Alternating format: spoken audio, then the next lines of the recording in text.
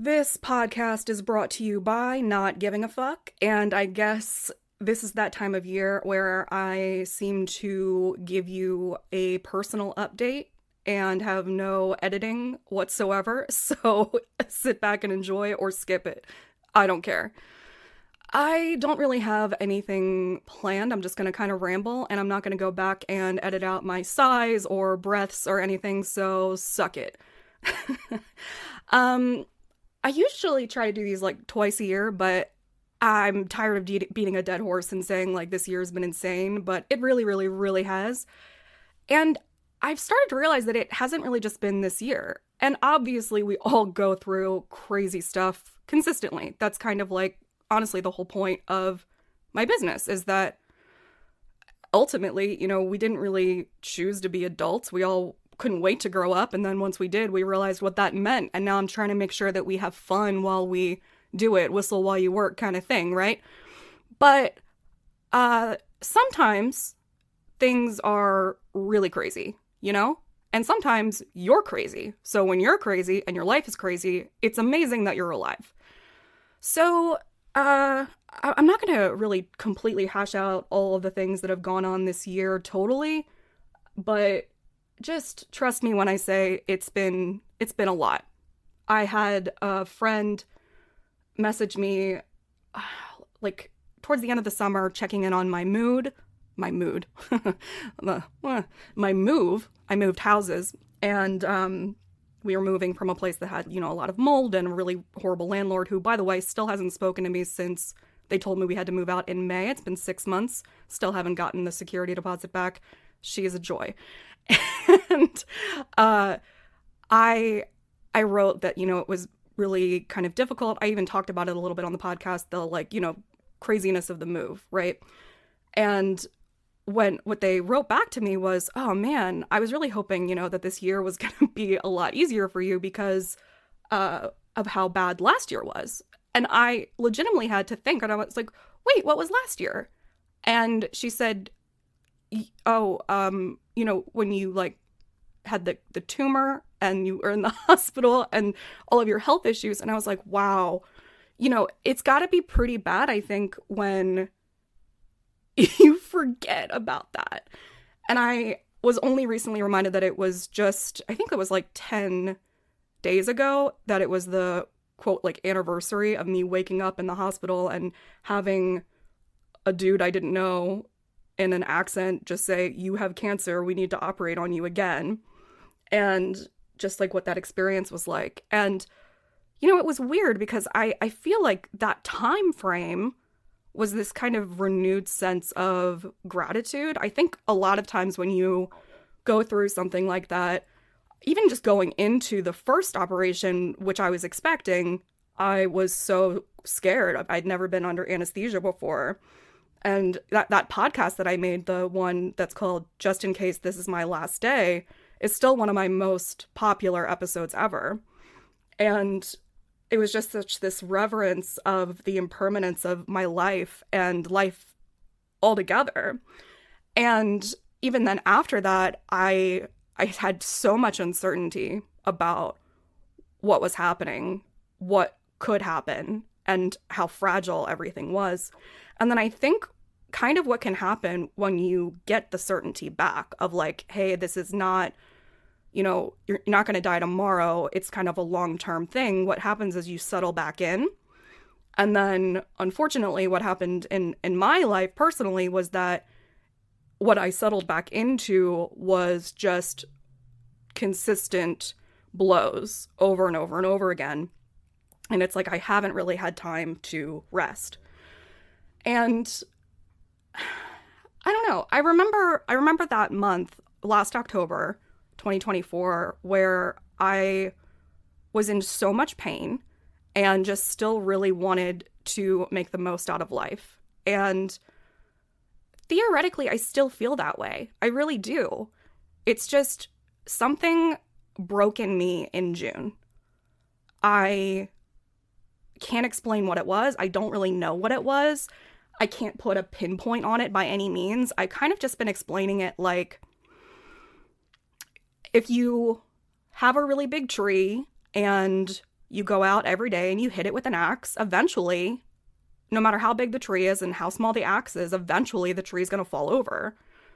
And I do know that I'm somebody that is here to experience maybe stronger adversities more frequently. I'm part of, like, I believe what my mission on this earth is to be a guinea pig. And usually I really like it. But I think it's just been getting kind of a lot more intense, and the ways that I've been experiencing things have been too consistent. And I just kind of snapped. It felt like I lost my soul and my spirit, and that combined with mental and physical pain daily has just been a lot. Plus, big kind of moving. This has been really uplifting so far. Are you loving it?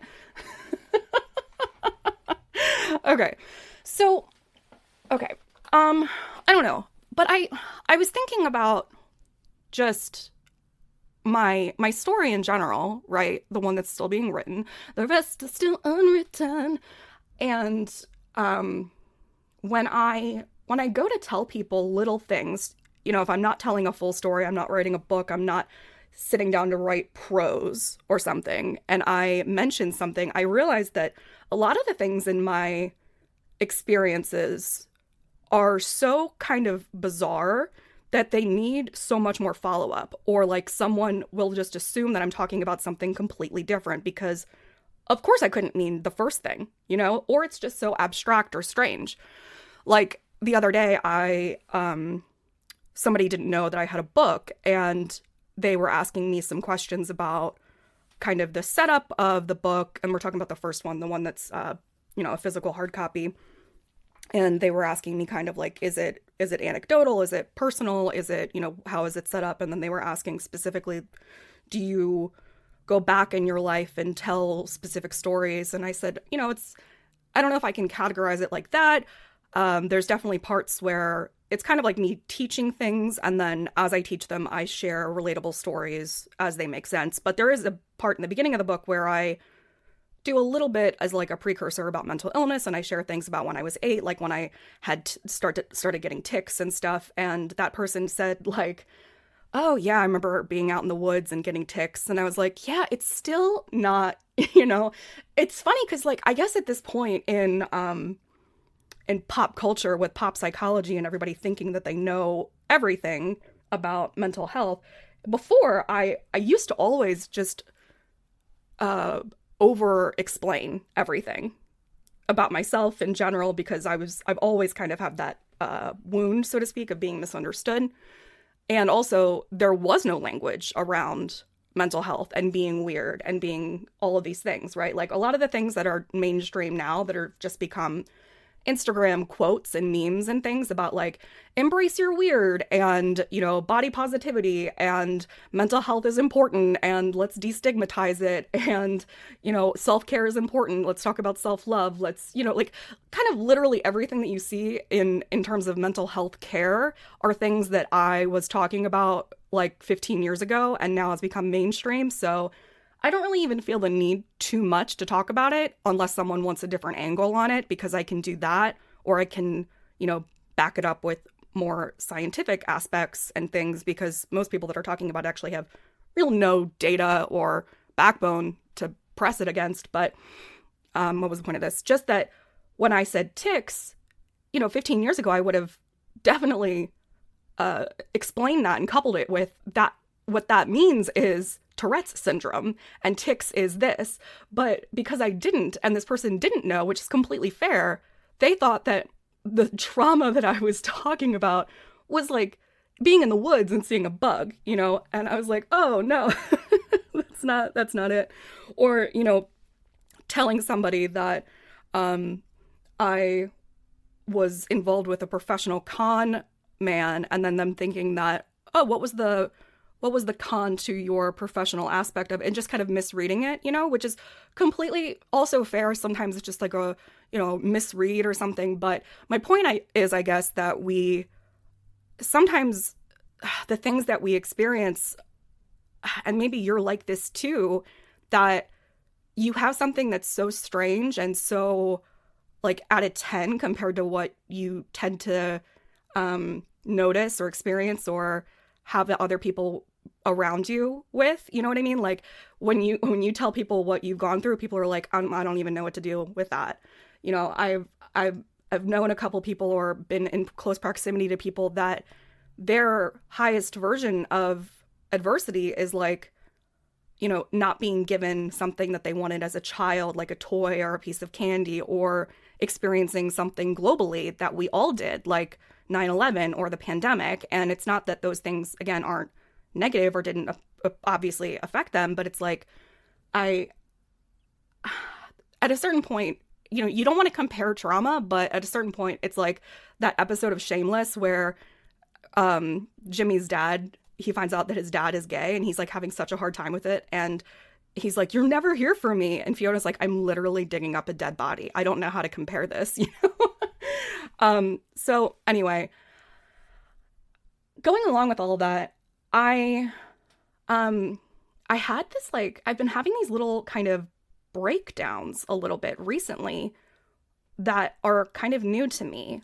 I don't know if I want to call it agoraphobic or claustrophobic or something, but I have been having a difficult time, not every time, but sometimes leaving the house, or once I leave the house, I need to come back pretty quickly. I feel kind of like sometimes it's just this overstimulation in environments where there's like a lot of things. Like if I tried to go to a festival and I started crying and I had to leave. Sometimes it's just as soon as I get in the car, I'm like, nope, not doing this. And sometimes I'm completely fine. So I don't know, but that's new. And then I also had this like kind of, I don't know, right after one of those things where I felt this, I've never experienced agoraphobia, and I'm not trying to add this to my fucking dozen list. I'm not trying to get a baker's dozen going on over here. And I also don't want to offend, well, whatever. I'm just saying, I don't want to use a term that's inaccurate, but it's the closest thing that I can kind of, you know, use for language. After I had one of those experiences, I kind of just like unraveled a bit. And, you know, a lot of disorders and symptoms of disorders are really just a means of trying to soothe ourselves and find a way to control something, right? OCD is absolutely a way that I end up trying to exact control over a situation that I can't feel like I have it in, you know?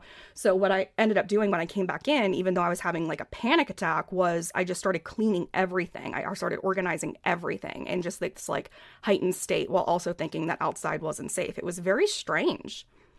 And then, is this who you want teaching you? I don't know.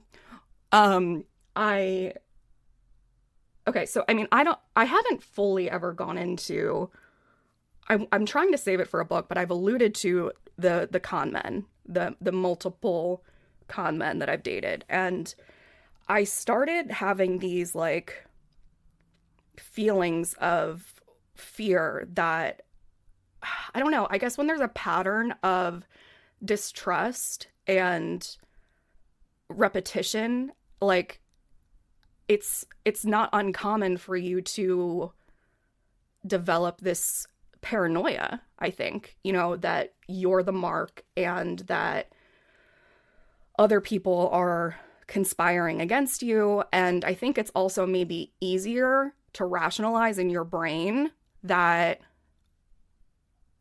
like it wasn't, that you weren't really a part of it, that other people did this for a bigger cause or something. And I started like thinking about the Truman Show. And I mean, there is a Truman Show syndrome ever since that movie came out, which, did you know, is actually based on a Twilight Zone episode? And some people argue that it's based on this other book, but I think it's interesting. But yeah, I started thinking about like how I guess none of us would really know, you know? But I think sometimes it just feels easier to, it's like a blame situation. You know what I mean? Like you put the situation over on something else and it's like, well, they did that and I don't have any control over it, right? Like, I'm just this thing that's inside of this little globe and everybody else is doing this thing to me. And in a way, that's actually true if you know the full story. I was quite literally researched in both situations. But I don't know, I started kind of getting carried away with it in that moment of panic and thinking that everything was, I don't know, still like that. And that was really weird. And I don't know why I'm telling you that.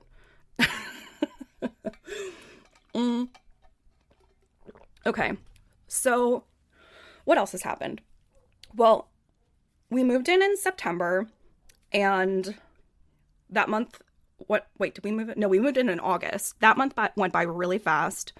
And then I was like, okay, September's going to be good. September, we're going to get grounded. We're going to get, all these things. And I kind of did. Like, I got set up a lot more. I was feeling like things were going to be good. And then on September 2nd, my website crashed. And I did something. It was my fault. I went into, I don't know if you know anything about like computers or coding or anything, but I went into my DNS coding on my hosting and I edited something.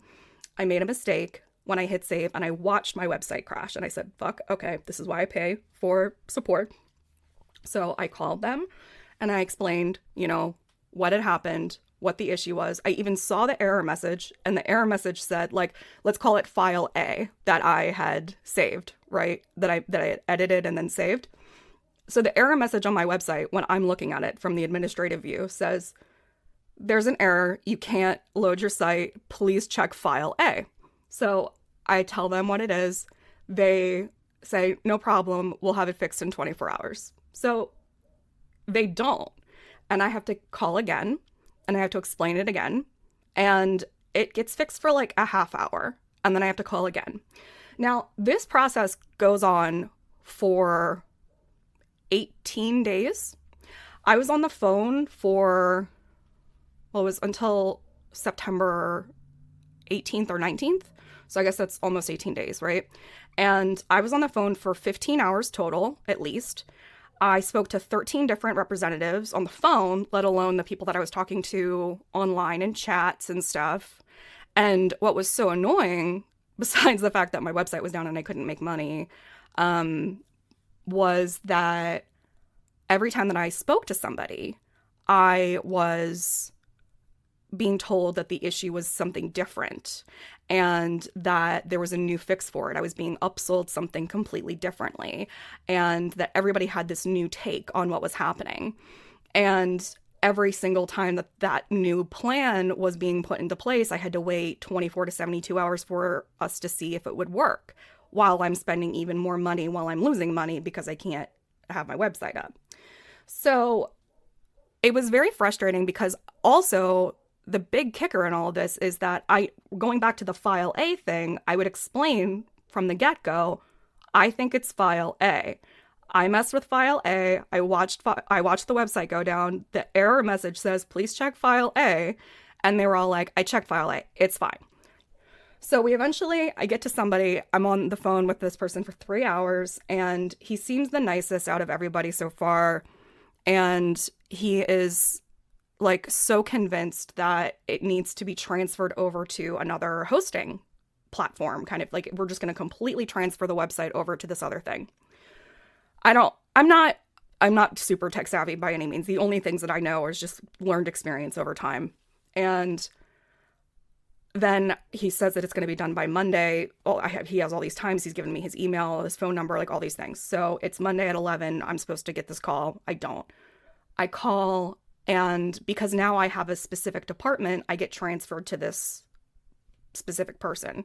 Now, it's not his job to do this, but he ends up talking to me and he says, wait, what? We can't transfer you over to this thing because, one, if you have an issue on your website, it's just going to transfer over to the new thing, which is a message for life, by the way.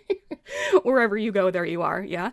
But then also, he's like, this issue that I'm looking at wouldn't be solved because they're saying that you don't have like enough hosting. They're saying you don't have enough space, and I'm looking at it and you have well than enough. Like you're totally fine there. And I said, okay. And he's the only person I haven't explained my file A theory to because they've all ignored me. And I said, can I tell you my theory? So I tell him my theory because I've known in my gut for almost a month now, 3 weeks, that this is the problem and no one is listening to me, which is one of my biggest pet peeves, if not the biggest one, just being completely ignored, feeling like I'm in the middle of a room screaming, look at this, and no one is looking at me. Or worse, they're listening to me and telling me that that thing doesn't exist. So I tell him and he says, oh, hold on, let me check for you. Now, again, remind that like everybody else that I've spoken to, all the other 14 people, that was their job, was to check this thing. This is not his job. He's supposed to be a web like transfer thing. I don't know. And he checks it out and he says, I've never seen this in my entire career, which if I had $1. And he says, it's pretty simple, actually. Like, this username is supposed to be copied and pasted twice, and it's just one of them is different. He pastes it again, and my website comes back on. And I was like, are you kidding me right now? He's like, yeah, this is 101 stuff. I don't know who didn't know that. I was like, pretty much everyone that works there. And there was another issue. It was like an optimization issue, but that couldn't have been resolved unless he had done that. And it made me so, I mean, it's like that bittersweet thing of like, okay, it's done now. But it was just this like reminder of trust your fucking gut. You know, I wasn't wrong. Even though I don't know anything about tech, I still knew what the real issue was, you know. And then during this time frame, I also was experiencing this kind of frustration with my team that was helping me post to social media. Now, I've been working with my babe Francine for at least 3 years now, and I love Francine. And what the problem was really is my fault, because I did something that I've actually just read in the book The E-Myth Revisited, which is a very horrible title because E-Myth, I don't even know what I would think that would be about, but I certainly didn't think it would be about entrepreneurship. And it's actually quite good. I only really read books as audiobooks, but it's quite good as an audiobook because it's a really nice storytelling component as well. So if you're an entrepreneur, I recommend that very much, especially for a small business. And it kind of walks you through these stages that you feel like you're in. And I couldn't have been more called out. It was aggressive. They talked about, like, you know, at the beginning, it's all about you when you name it after yourself and you're doing all the roles and everything. And then you get to a point where you start hiring people and you delegate things. But then you get somebody like my Francine where you trust them. But then instead of actively delegating and creating systems of operation, you end up abdicating things and just kind of letting things go. And then what they need to do is hire other people, but you didn't hire those people. So they're not doing things the proper way. And then you get frustrated because you do spot checks and you're like, wait, why is this not getting done the way that I want it to? And you're like, well, actually, isn't that your fault? You're the business owner. You should have been involved in this. You should have been involved in the training, but you put it on your person's shoulders to do that, but that's not supposed to be their job, right? So then the book explains all of that, and then it talks about how what happens at that point with a lot of people is once they notice and do those spot checks and realize that they're not doing it right, they pull a rug out and they say, you know what, I'm going back to basics. I'm making it really simple. I'm going to do everything again. That was where I was in September. So there was, what was the other thing? I wrote a journal entry about it. Let me see. Was there one other thing?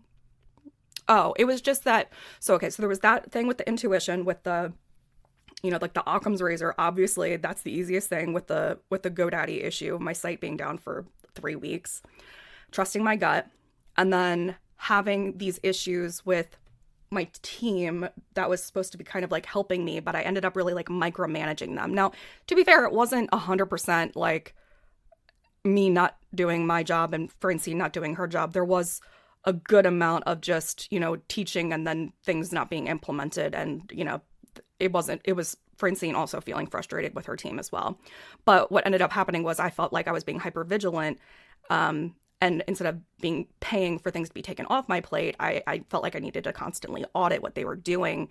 And then I did this fun day with my new friend Kendall, and I've been struggling with like engagement on social media for a few years now.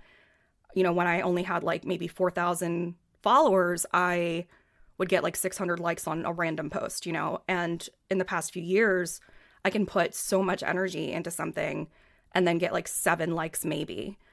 And I've done a lot of research. I've done a lot of effort. I've gone through and made sure that all my followers aren't robots. I've gone through and even like made people unfollow me that are inactive accounts. I've done like all of these things and tests and made sure that I'm not shadow banned and all these things. Like I thought that I was still shadow banned and now I'm not, and it's still not making a difference. And then there was this day where my friend Kendall and we went with her family and we did this like really fun dog party day in the park, and handed out all these awards and treats to these dogs, and it was so much fun. And then we had the same footage and I shared it with her in the Google Drive, and then I edited it.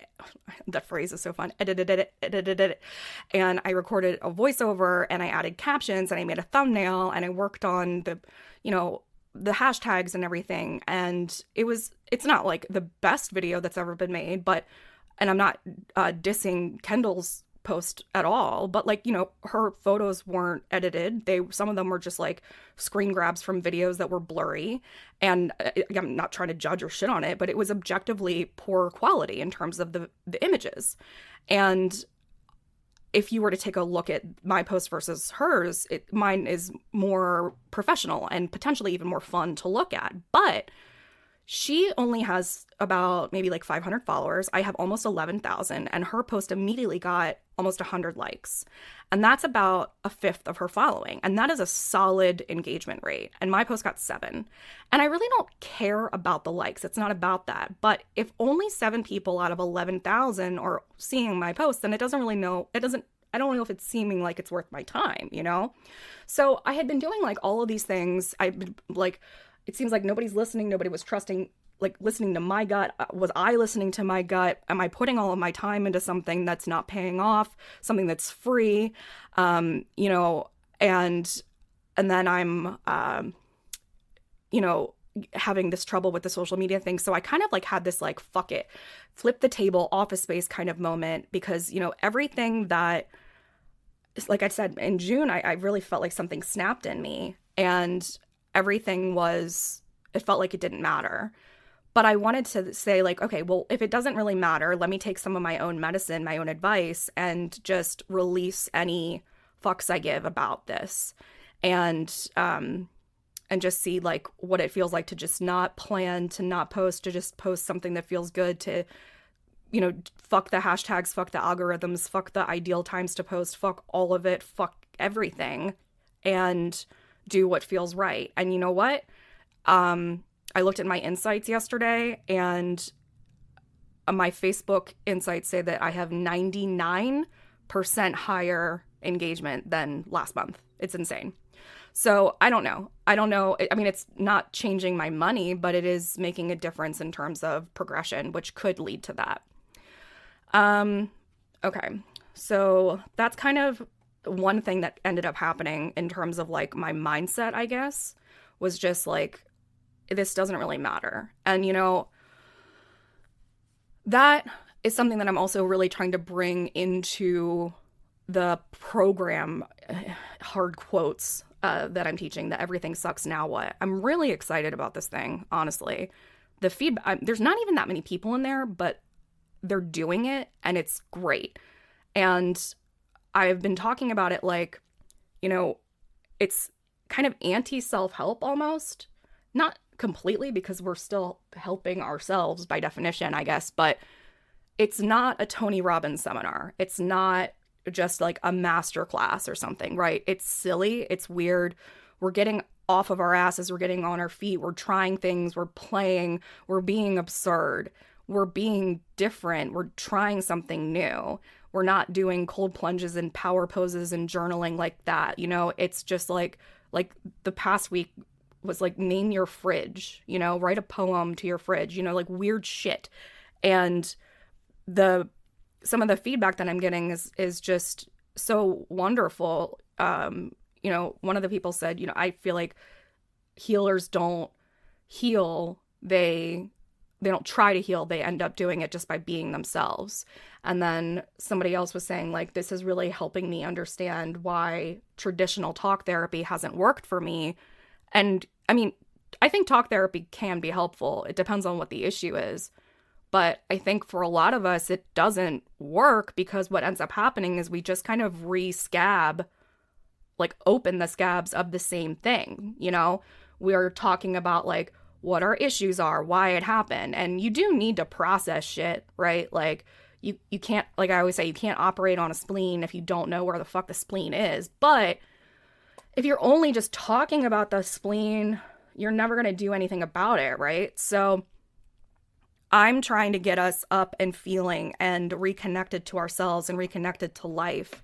And I'm not promising you that you're not going to be, you know, depressed or completely not disconnected or not disenchanted by anything ever again or fucking fixed or something, but I'm already seeing people feel.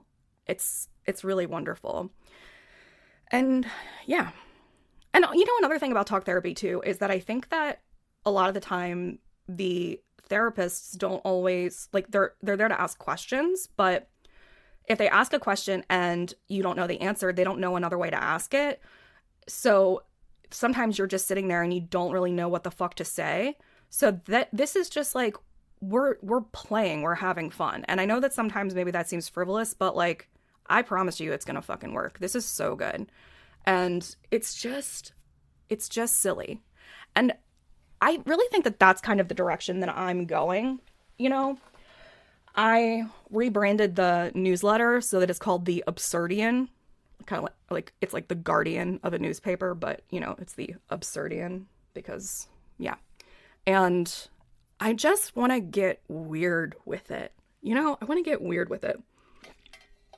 I feel like that's where I can thrive. I mean, there's different aspects of me that are here that need to talk, that need to speak, that need to, you know, have their moments. And one of them is like, you know, talking like this and just talking shit and the truth and what's going on and, you know, no filter, whatever. Some of them is like teaching and coaching and being able to flip perspective and, you know, helping you turn over rocks and looking for options and shit. And some of it is, you know, doing art on the street, and it doesn't need to be completely insane and absurd. And some of it is, and some of it does need to be really fucking absurd. And a lot of those things, I don't know, I think especially the absurdity aspect of it, you know, the performance art, the silliness, the raw surrealism of stuff, the things that people don't really seem to get always, you know, it's a very niche situation, right? Like I watched the John Mulaney's show, that talk show that he did. I didn't watch it when it was on because I thought it was just like a live thing that I missed, but it's on Netflix. And I watched it, and the reviews of it are bizarre because people are like, what is he doing? There's no structure. This is insane. It's like a fever dream. And first of all, I don't even think it's that weird. I thought it was fantastic. First, I definitely thought it was fantastic, but I didn't even think it was that bizarre. Like, that's where my head is. I'm like, this could be taken up a million notches. But it was so powerful to me about what we can do. You know, I think that we can just make Pee-wee's Playhouse and Conan O'Brien humor and David Lynch energy and just kind of all combine it. And what if we did serious shit through lenses like that and had fun with stuff? You know, I don't know why every topic has to be so fucking serious. We're all so stressed. It can all be a little bit more fun, you know? And that's what I think merriment making can be. It should be. If you're, you know, a cook and you want to teach how to make recipes, I don't even know how to say the language with that. That's how bad I am at cooking. You know, you could dress up in a crazy outfit and like, God, do you remember those drunk kitchen YouTube things? Like that kind of stuff, right? Just being nuts.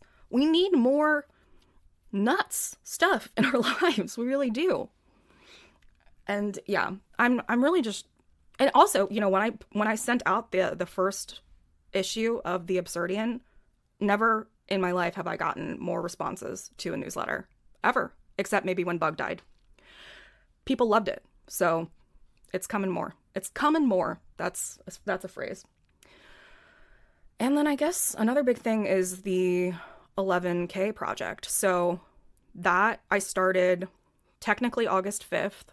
And the whole goal is, you know, to do 11,000 acts of kindness and merriment and fun and absurdity and silliness and just good news. And we're over 2,000 acts now. I want to get people to contribute acts. I want to try to do 11,000 myself.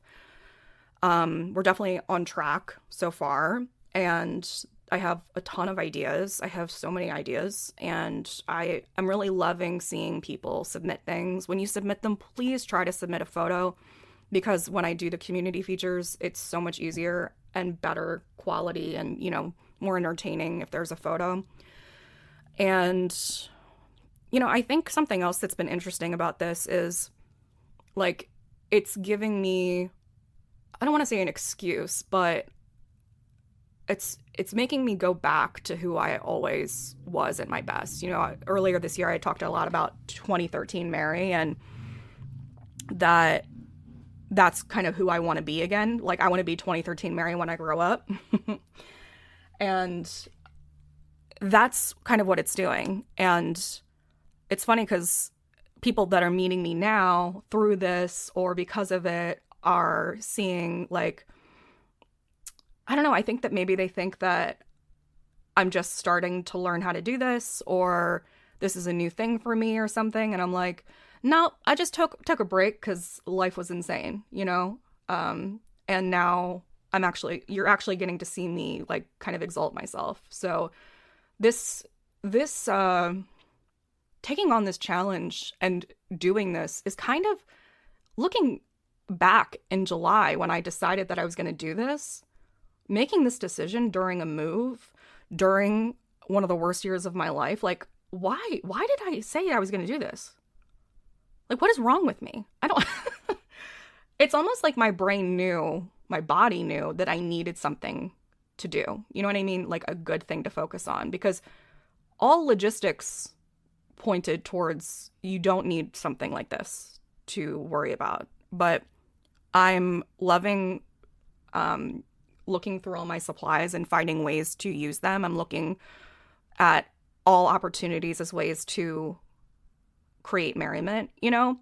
And I think that, you know, when we are anyone, you don't have to be a teacher, you don't have to be anything specific, but we have these values, right? These beliefs that we have, and these things that we think that we live by. But it's very easy to slip. And then they just become these thoughts. I always say, like, if you can say you're a kind person all day, but if, you know, somebody needs the door held open for them 5 times in a row, and you rush past it and you make an excuse every single time, are you a kind person, or is it just a thought that you think that you have? So I think that what this is doing is it's kind of forcing me to be my best self, which is a merriment maker. And when I'm, you know, making plans for something, then I can say, oh, okay, well, like, how could I get my acts in, so to speak? That's a funny phrase, actually. You know how people are like, gotta get my steps in. I should start saying, like, gotta get my acts in. Oh man, I should make a button or something, right? But, like, for example, like when I took Kendall to the Hippodrome and we were seeing Water for Elephants, and I was like, well, what can I do? There's going to be a lot of people there. What can I do? So I got these little tiny elephants online, and they came in little bags with these little cards that said, you know, you're stronger than you think, or something like that. And I slipped in an 11K information piece. I also dressed like an elephant, obviously. And I handed them out. And that was 50 right there, you know? So it's just like looking, and it's also planning a little bit too. I think I do thrive on having a little bit of planning, having those deadlines. I think most of us do, you know? If we're completely flying by the seat of our pants, it doesn't always work, you know, because we're always kind of catching up. I think giving ourselves room for play once, you know, you can't be too rigid once you're out there. You gotta have the wiggle room, but having no plan leaves a lot of dangerous wiggle room for a lot of bad stuff. But you know what I mean. But the thing is that I think I guess what I was trying to say is that it's funny because I think people that are meeting me now are like, oh, well, you know, here are some tips or like ideas, or if you need help, or you know, and I love ideas, I love tips, I love collaborating, I love all of that, but I'm finding it fascinating and humbling and almost shameful for myself that I've been out of this game so long, so to speak, of walking my talk out in the real world, that it seems like I'm just starting, I guess is what I'm trying to say. What else? I've been making, well, we are pretty much moved in here. You know, some of the last things that I'm working on, you know, my studio is pretty much set up there. I still need to make the toy shelves. I need to hang those, put those up. This is pretty much the last boxes that need to get unpacked are the toys that go on the shelves. And I just finished washing all of the costumes from the old place. So those they're dry. They're they're like piled on the floor. They need to go on the rack. No art is hung, so that's a big project. And and then there was also our back door area was just kind of like still covered in miscellaneous stuff from the basement from before, stuff that it was okay for it to be outside, but it was just kind of like something that was getting pushed back and pushed back and pushed back, but it's like 98% done now. And yeah, I mean, I'm not decorated for Halloween. I put up a couple things, but it's okay. And I was going to dress up as the big comfy couch for Halloween, but I don't really have money to go buy new costumes, and I have so many costumes. And something else that this 11K project is reminding me and teaching me is to like use what you have first. So and also just being broke right now. Not trying to say that I'm broke. I'm not trying to like have a negative feeling about that, or what is it? People like affirm it in hippie speak, but like, you know, just being realistic about money and bills. We know we have way more expenses now, and still not bringing in as much money, and still haven't found part-time work, and trying to juggle all of this. You know, we still only have one car. Matt's needing to take that to his job during the day. It's just, we are still navigating all of that. And yeah, so just making smart choices. But I am, you know, I'm getting back in the flow of things. I hung up all my hats. I did go through that crazy organization thing, and my closet looks fantastic. Got rid of like 60 more items for donation, which is another act for the 11K board, and organized my stuffed animals. I've been stretching. I've been, I did do the bubble parade, which I turned into a bubble flash mob. I took a day out with April, and we did some Halloween guerrilla art shenanigans. We did the monster mash in the middle of the rotunda area in Baltimore. We danced to it in our little outfits, and we held a skeleton out of the window and yelled at people. And, we took some funny photos that looked like we're flying on brooms. I recorded an interview for the Life, Death, and Kitchen Sink podcast. I've been listening to a lot of audiobooks. I've been kind of figuring out like a good work routine for me. I really like my bedroom, and I'm trying to figure out a good way to work there in times that I can. I got rid of the insomnia that I was experiencing for about 6 weeks. That's been great. I've been enjoying making the resources for the Everything Sucks Now What program. We reached over 900 members in the Positive Pulse. I helped my dad make his resume. Oh, I even got to make a presentation on stage at the Baltimore chapter of Creative Mornings. They let people do 30-second pitches, and I talked about the 11,000 Acts of Merriment project, and it was great. You can find a little clip of that on my Instagram or my YouTube. Let's see. I don't know. I've been trying to just keep up with the house. I've been helping out more with housework and, dishes and cleaning and dinners and things like that. I've been making sure that we have money and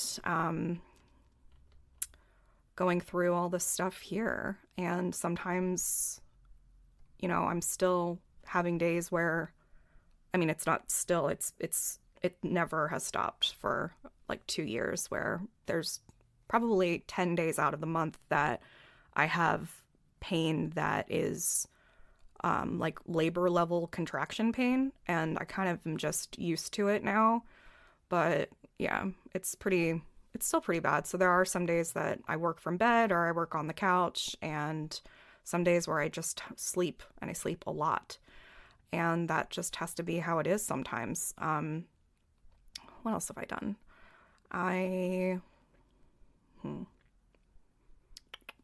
Let me look at my Instagram.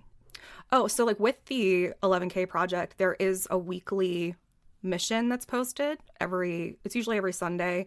And then I also post a community feature. So I've also decided to put all of those as like archive links on the main page. So on customary.org/11K, you can find the whole list of the mission ideas and all the community features all together all at once. I'm still posting, the Merriment memes. You can join the Everything Sucks program at any time. And I don't have the next Operation Merriment event planned. I'm thinking for right now, it's probably going to be about every other month until I decide that it's not. And I'm enjoying posting on social media the way that feels good, telling stories, taking more time with it. Yeah.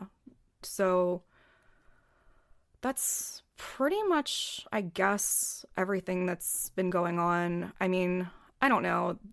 I haven't done like a full update, I guess, but I don't even know where else to share. There's pretty much, I don't know, I'm just like scrolling through social media and seeing like, is there anything else that I've like updated that is relevant? I don't know. I think just follow along. I would definitely, if you're not subscribed to the newsletter, I would check that out, because the Absurdian is going to be really fun to do, to enjoy. And I shouldn't say that I'm sorry for no podcasts, because this is a free thing, but I do feel bad, I guess, but I don't know. I don't think apologizing is helpful either, so it's not a good message to send. So there are 250 resources inside the Positive Pulse, and go check those out on customary.org/pp. And I hope that this was enjoyable for you. I'm sorry if it felt like it was negative. Sometimes that's what life is at the moment. And I don't know. This was just honest and real, and hopefully you found some sparkly linings in the midst of it, or some comfort or some solace. I do want to say that regardless of how I feel about the music, I, as a principle, support Taylor Swift's new album, because I am fucking tired of seeing people say that they preferred her unhappy.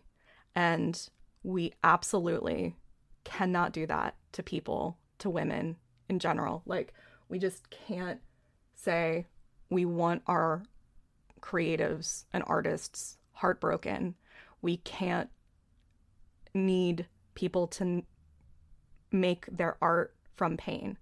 Art can come from beauty and happiness as well. And if she wants to talk about how she changed her mind about fucking marriage, and she wants to compare herself to Elizabeth Taylor, and she wants to talk about fill in the block with kids and how in love she is, then fucking let it be.